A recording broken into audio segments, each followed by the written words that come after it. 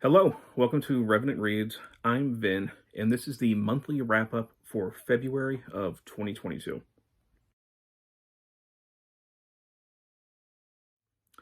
So I should say this is a very belated wrap-up. I'm filming this in the middle of March.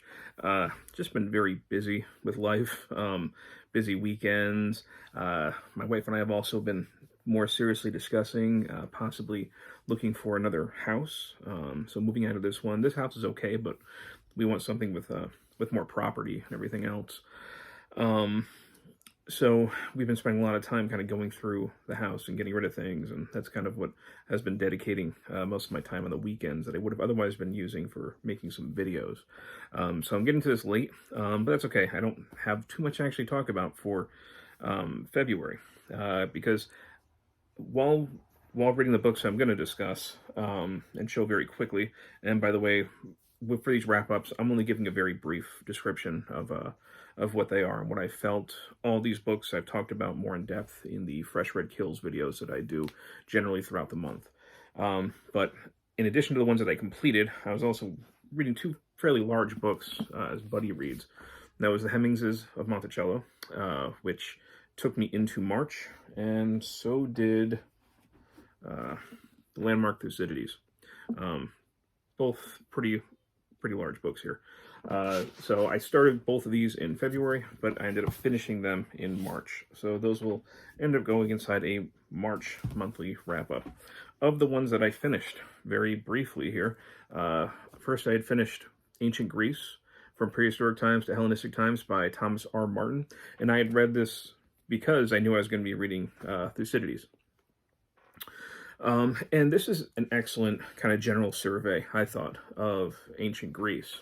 It's a little over 200 pages, but it's pretty thorough, and it goes through, military history, political history, social history, women's history.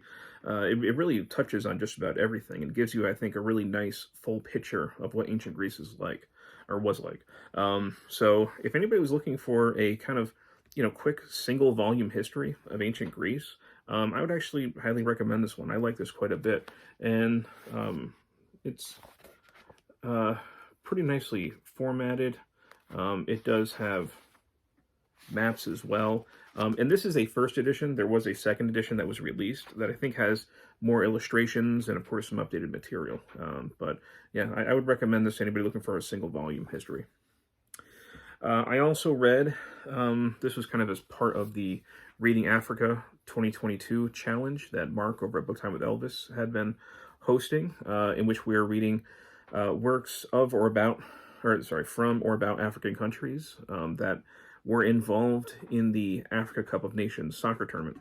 And I had read quite a few things for that, but I had this on my shelf for a long time.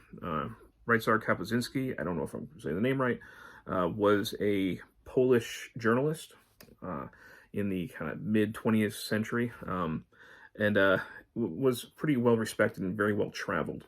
And this book is called The Soccer War because it deals with, in part at least, the soccer war, so-called, that occurred between Honduras and El Salvador.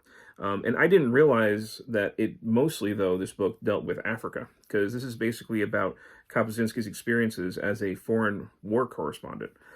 So the soccer war part does come in the second half, and I thought that section was actually excellent, but most of the book actually has to do with Africa. And we end up getting a little bit, I think, too, from the Middle East in here as well. But I thought this was, compulsively readable. He's a very good writer, and I really enjoyed this. So if you're looking at something more like a contemporary history of conflicts in Africa and Central America, really this spans the time like the late 1950s through the 1960s, just a little bit into the 1970s, but I would really recommend this for that. And the last thing that I finished took me very little time to read at all, and that was Struwwelpeter. And my German is terrible, and hopefully I'm saying that somewhat correctly, but this is a children's book that was originally published in 1845 in German. This is the English translation, but it's basically a facsimile of what was released in English. And they're poems. It's very short. This is from Dover Publishing. They're very short poem stories about children kind of getting their comeuppance, terrible things happening to them, and it's supposed to be funny and humorous. I don't know if everybody will find it that way, but I kind of get this. This humor definitely does it for me. I did make a video about this book, and I had also read in it, was it the story of, if I could find it, Suck-a-Thumb. Not finding it at the moment, but these are just dark humor. Like, here's Harriet played the matches, she's catching on fire, and this is just fun.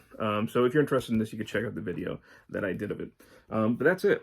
Like I said, I was reading those two larger books that took up a good chunk of my February and into March. So the only books that I actually finished in the month of February was Struwwelpeter, The Soccer War, and Ancient Greece. So not a big pile, but I enjoyed all of them. So anyhow, thank you for watching, and as always, thank you, BookTube.